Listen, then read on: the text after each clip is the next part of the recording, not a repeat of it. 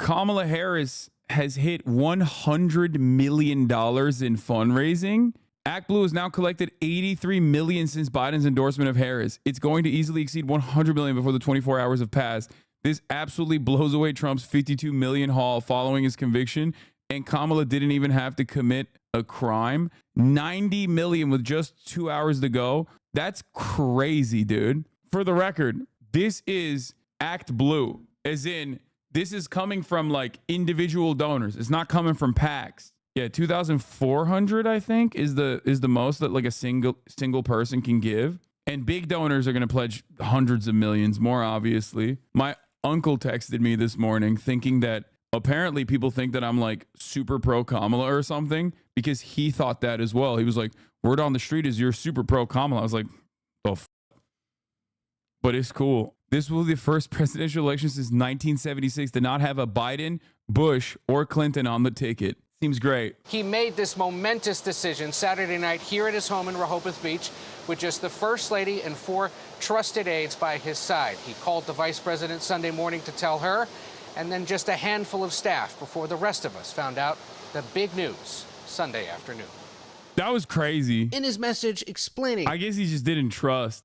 Great news. Manchin says he wouldn't serve as Harris's VP. Bro, who asked? Joe Manchin, shut your bitch ass up. Ain't nobody cares about this dumb bro. He's just personally, he's got like 2 fucking dumbass donors and like Matty Iglesias on his side. And he thinks that there's motion here. There is no motion. Joe Manchin, you have no motion. Joe Manchin, a competent administration will be coming after you and your fucking family members for inappropriate dealings and conflicts of interest a mile long. You're irrelevant. You dropped out of the Democratic Party. Fuck you.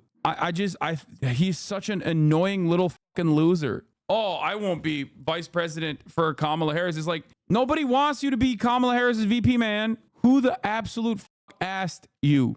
Ain't nobody asked for this. Yeah, Joe Manchin has that chaotic, like, how do I make this about myself energy? Wow, historic events are happening. How do I put myself on the fucking front lines of this conversation?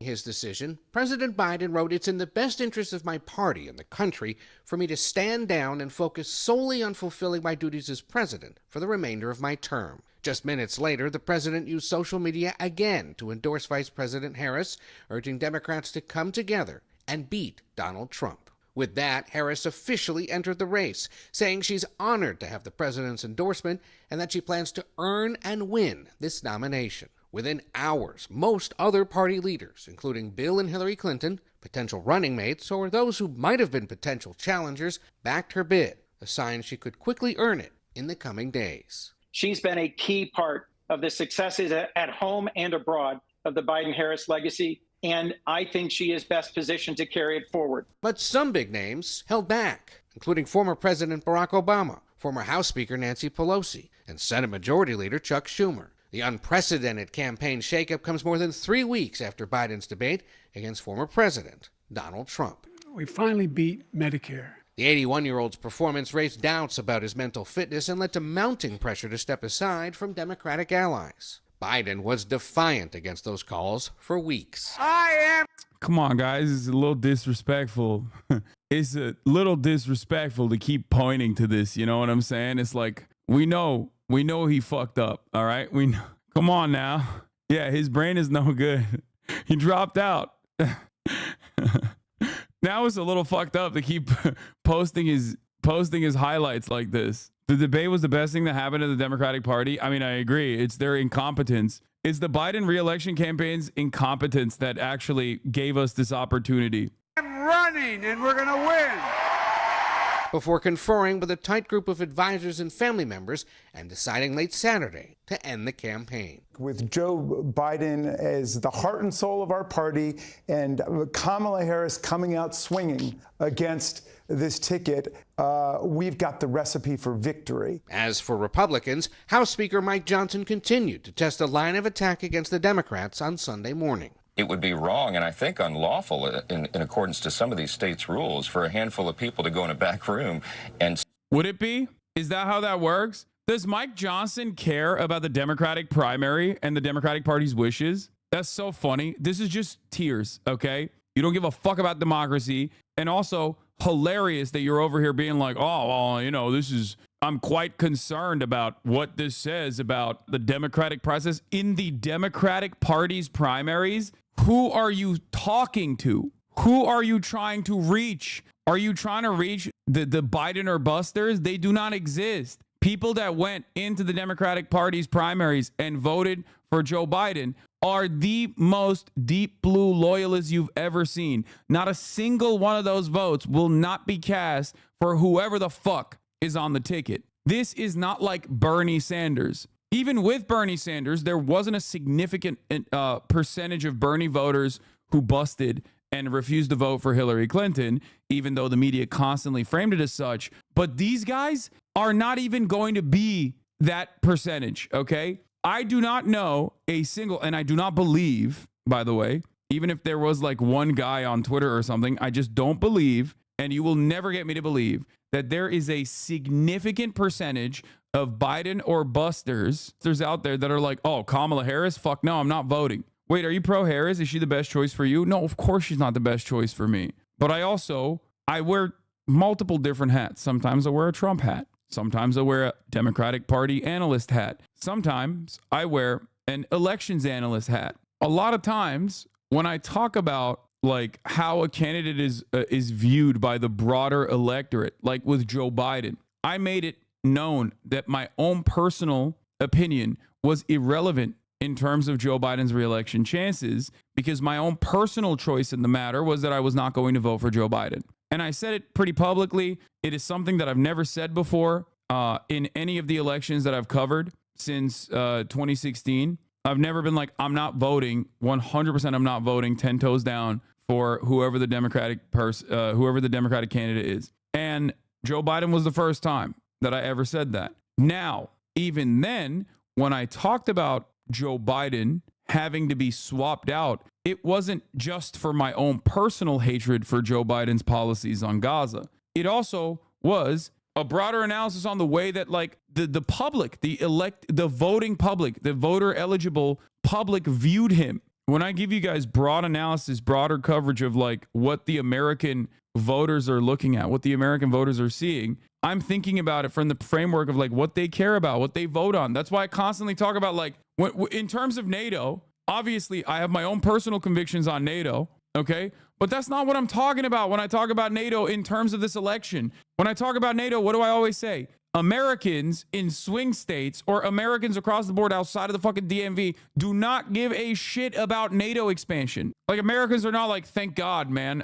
Thank God Biden brought in Finland and Sweden into NATO. You will not find like one person. That's just the Reddit vote. It is not even marginal. It's not real. It's not a real movement, right? When I talk about immigration, however, my own personal convictions actually do align with what my expectation is from the Democratic Party, because the Democratic Party leaning to the reactionary sentiment that is purely built on hysteria in terms of like migrant crime, that is actually a failing method. That is actually a losing narrative. Pretending to be concerned for Democrats who supported Biden is just disgusting. Yeah, that's really funny. I love that though, because that narrative would work if there was like some ideological fissure between Joe Biden and the rest of the Democratic Party. But Joe Biden historically is a center-right Democrat. So there is no ideological division between Joe Biden and whoever the fuck is going to be at the top of that ticket. So obviously this narrative doesn't work. It's a failed narrative. They should throw this aside immediately. I mean, I'm happy with them not casting it aside and continuing to like hammer this narrative and be like, the wishes of the Democratic primary voters are not being reflected. It's like, it's very stupid. They haven't been able to figure out like a coherent way to attack Kamala Harris. And it's kind of shocking that they didn't even like think about how they would attack Kamala Harris if that moment came, especially considering the reality that, and I've repeated this over and over again, since 2019, it was obviously known that Kamala Harris, there's a pretty big likelihood, unlike any other vice president, that she might become the president, even in the first term or potentially during the re-election campaign because of Joe Biden's age. So how did they not actually present a decent line of attack against her this entire time? Anyway, that's awesome. Like, it's awesome that they have nothing But let's continue. switch it out because they don't like the candidate any longer. Last night, he called on Biden to resign immediately because By the way, that's precisely how this works. The notion that like, oh, you don't get to switch it out because you don't like the candidate. Like, no, that's exactly how that works, actually. Like, that is what a competent party would do. And you're just mad that the Democrats, for once in their goddamn lives, were able to do something that a competent party would do. They're like in awe. They're shocked. They're shocked. They're like, how could they have done this to us? How about you worry about running a good campaign? How about you worry about trying to get Trump in office? The fuck do you mean? Oh, the Democratic primaries, the wishes of the Democratic Party primary voters is not being reflected. It's like, no, I think they're fine. I think they're happy with it. What is this? It is the weirdest thing to me. Democrats say that it is racist to believe, well, they say it's racist to do anything. I had a Diet Mountain Dew yesterday. This is a really bad narrative. This sucks. This is so 2016 coded. Yeah, good luck, dude. Hey, good luck. Joe Biden was president for the past 4 years. I don't know if you know that. He is literally racist. Joe Biden, who was the Barack Obama administration's hand-selected candidate for vice presidency, was hand-selected because he had a track record of being kind of racist and routinely making off-color remarks, okay? Good luck, though. Yesterday, and one today. I'm sure they're going to call that racist too, but Ain't nobody's out here saying drinking Diet Mountain Dew is racist. Like, the fuck do you mean? What a dumb fucking argument. You can't whip up this kind of narrative, dude. You can't do that. it's good. I love you guys. Oh, no aura, no aura, zero aura, minus 1,000 aura points. This is worse than Kamala Harris. This reads worse than Kamala Harris. I'll say it 100%. It's cringe. Some reports that they're regretting picking Vance. Oh, you think? I mean, yeah, duh. because if Joe Biden isn't fit to run for president, he's not fit to serve as president. And Trump agreed, saying Biden wasn't fit to serve from the very beginning. Kamala was in on it. His campaign already treating Harris like the person to beat, attacking her in a new ad. Kamala owns this failed record.